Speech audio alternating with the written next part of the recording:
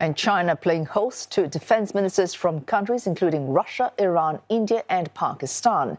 And a meeting Beijing has hailed as a counterweight to global chaos and instability. Members of the Shanghai Cooperation Organisation are meeting in the eastern city of Qingdao after recent US and Israeli strikes on Iran and an uncertain ceasefire in the Middle East. And just after a NATO summit during which member states reached agreement on a big increase in their spending on defense, there was a crucial demand by the US president. Beijing has long tried to position the 10-member organization as a counterweight to Western-led power blocs. The summit also providing a venue for the first face-to-face between Indian and Pakistani defense ministers since their worst military clash in decades in May. The meeting, however, doing little to dispel tensions between the neighbours, with the Indian defence minister refusing to sign a joint statement citing unhappiness with the language used on terrorism and regional security. And for more, CNA's Deborah Wong joins us live from Shenzhen and Neha Poonia in New Delhi. Deborah, let's start with you. Strikes on Iran by the US on the weekend after 12 days of strikes between Israel and Iran. And meanwhile, of course, Russia's war on Ukraine now more than 3 years and grinding on. So a tense climate. Beijing hosting this meeting for defense ministers in Qingdao. What kind of messages was it trying to send?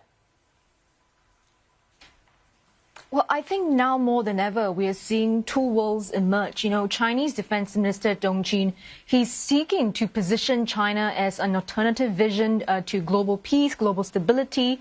And, the fact that we're seeing a gathering of Iranian and Russian defense ministers in Qingdao right now, two parties that are involved in ongoing conflicts.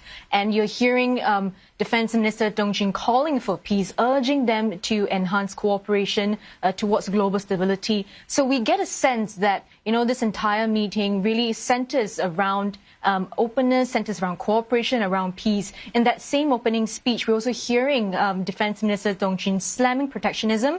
He also slammed bullying acts. He called acts such as high-handedness. He criticized them as disrupting international world order. Now, that is the same language we notice that's often used to criticize, Western sanctions on China and its allies. And we do note also that this meeting is happening a day after NATO countries pledged to hike the defense budget to 5% within the decade following pressure from Trump. And that, in essence, pretty much reaffirms the bloc's security guarantee that an attack on one member is an attack on all. Now, you contrast that with China's message of openness, of upholding stability, and also Deborah, China's backing of the ceasefire cutting in Israel. Pardon me for cutting in, Deborah. Deborah and Neha, they're looking at the meeting between defense ministers in Qingdao, China. But we have Pete Hegseth, Secretary of Defense from the United States, coming out to reaffirm what Mr. Trump has considered the extent of strikes in Iran on the weekend. Let's take a listen. Moments like 5% at NATO, which when you hear, I was in the closed-door briefing. I wish there could have been cameras in there. When you heard the prime ministers and presidents of other countries, to a man and to a woman, looking at President Trump and saying, this never could have happened. Never would have happened. It seemed impossible 5 years ago, 2 years ago, 8 years ago. But here we are because of your leadership. If you ask them the question, I bet they'd say the same thing. But searching for scandals, you miss historic moments like recruiting at the Pentagon. Historic levels in the Army, the Air Force, and the Navy. Yeah, maybe there'll be a little mention here or there. But because it was under President Trump's leadership, because Americans are responding to him as commander-in-chief, the press corps doesn't want to write about it. Or bring us to the topic of the moment, the highly successful strikes in Iran. Let me read the bottom line here.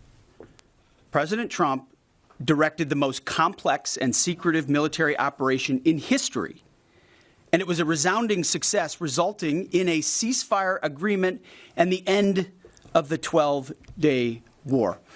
There's been a lot of discussion about what happened and what didn't happen. Step back for a second. Because of decisive military action, President Trump created the conditions to end the war, decimating, choose your word, obliterating, destroying Iran's nuclear capabilities. I want to read some of the assessments that have been provided, because whether it's fake news, CNN, MSNBC, or the New York Times, there's been fawning coverage of a preliminary assessment. I've had a chance to read it. Every outlet has breathlessly reported on a preliminary assessment from DIA. I'm looking at it right now. Again, it was preliminary, a day and a half after the actual strike, when it admits itself in writing that it requires weeks to accumulate the necessary data to make such an assessment. It's preliminary. It points out that it's not been coordinated with the intelligence community at all. There's low confidence in this particular report. It says in the report there are gaps in the information. It says in the report multiple linchpin assumptions are what this assessment, a linchpin assumption, you know what that is? That means your entire premise is predicated on a linchpin. If you're wrong, everything else is wrong. And yet, still, this report acknowledges it's likely severe damage. Again, this is preliminary, but leaked because someone had an agenda to try to muddy the waters and make it look like this historic strike wasn't successful. I'm going to get to the chairman in a moment because he's going to lay out the particulars for you based on his professional military experience. But here's what other folks are saying. The DIA that put that report out says this is a preliminary low-confidence report and will continue to be refined as additional intelligence becomes available. How about the Israeli Atomic Energy Commission? The devastating U.S. strikes on Fordow destroyed the site's critical infrastructure and rendered the enrichment facility inoperable. Have any of these quotes made their way into the New York Times or the Washington Post? MSNBC? CNN? Any of these quotes? How about this one? This is a new one from the UN, the United Nations. No friend of the United States, or certainly Israel often. Here's the head of the UN Atomic Energy Agency this morning, Rafael Grossi. U.S. and Israeli strikes caused enormous damage to Iran's nuclear sites. Don't take my word for it. How about the IDF's chief of staff? I can say here that the assessment is that we significantly damaged the nuclear program, setting it back by years. I repeat, years. The Iranian foreign minister, the spokesman, our nuclear installations have been badly damaged, that's for sure. I'm sure that's an understatement. John Radcliffe, the director of the CIA, putting out a statement just last night. CIA can confirm that a body of credible intelligence indicates Iran's nuclear program has been severely damaged by recent targeted strikes. This includes new intelligence from a historically reliable, very different than preliminary assessment with low confidence. He's saying historically reliable and accurate source and method that several key Iranian nuclear facilities were destroyed and would have to be rebuilt over the course of years.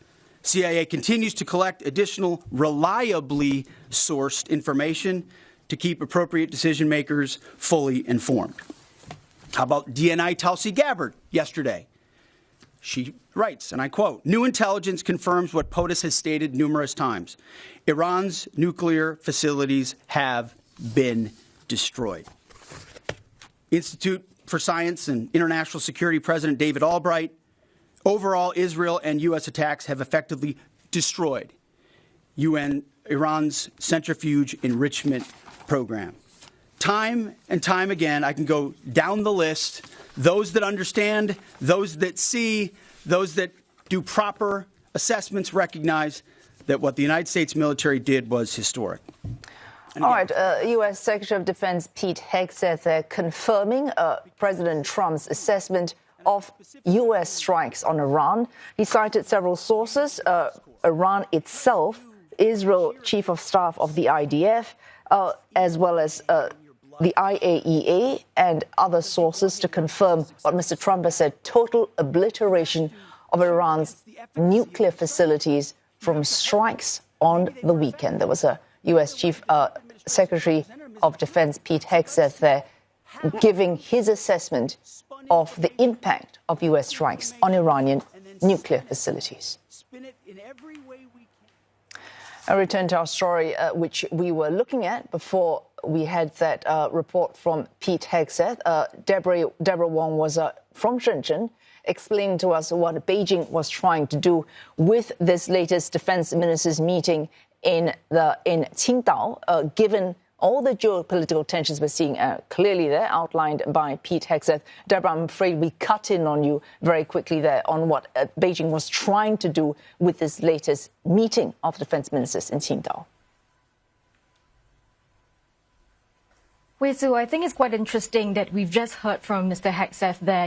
America really just commending its strikes as ending, returning to a state of peacetime, presenting ceasefire in that sense. And when we contrast that with China's message in this meeting of upholding stability, we also do know that China does not want to be involved in any of the conflicts. It's backing the ceasefire at the same time. But it's also careful, even though it has a very close partnership with Iran, it's also very careful not to offer any resources. And it's also condemned the U.S. For striking the Iranian nuclear sites. So we do see, when you take all these points all together, Beijing really is framing this meeting as a counterweight, and in Dong Jun's words, a counterweight to a world that's marked by turmoil and changes. All right, Neha, we heard Deborah earlier there saying China was using this meeting to suggest that Beijing might provide an alternative channel for global cooperation and peace. But India, the defense minister who has attended this meeting, refusing to sign a joint statement saying he's unhappy with the language used in that statement on terrorism.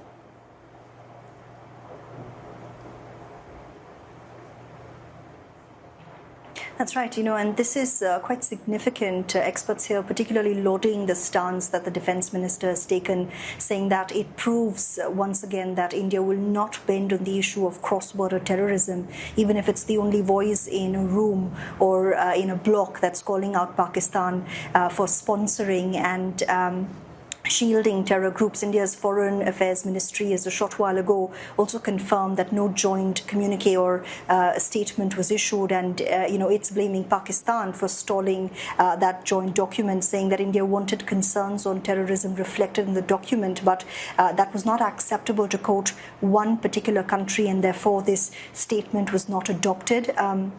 Sources are telling, local media channels that India was not happy with the statement and the wording in the statement, while there was no reference to that terror attack in Pahalgam that set off those military hostilities between India and Pakistan in May. There was a reference to a recent terror attack in Balochistan that was carried out by the Balochistan Liberation Army and its militants, and India, expressing clear objection to that. This was also the first time that India and Pakistan's defense minister came face to face after those hostilities. And, Rajnath Singh, India's defense minister, had used his opening statement earlier in the day to once again call Pakistan out without naming the country. It said that some countries use cross-border terrorism as an instrument of policy to provide shelter to terrorists. There should be no place for such, quote, double standards, and the SCO should not hesitate to criticize such nations. Experts say India quite likely knew going into this forum that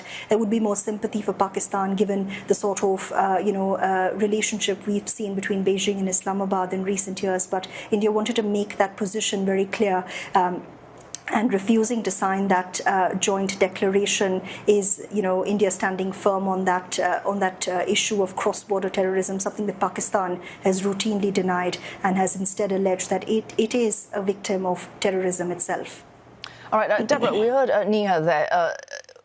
Expectations from India, even heading into this meeting, given ties between Islamabad and Beijing, that language might be more sympathetic, possibly, to Pakistan. And Beijing, as the host of this meeting, would be aware of tensions on both sides.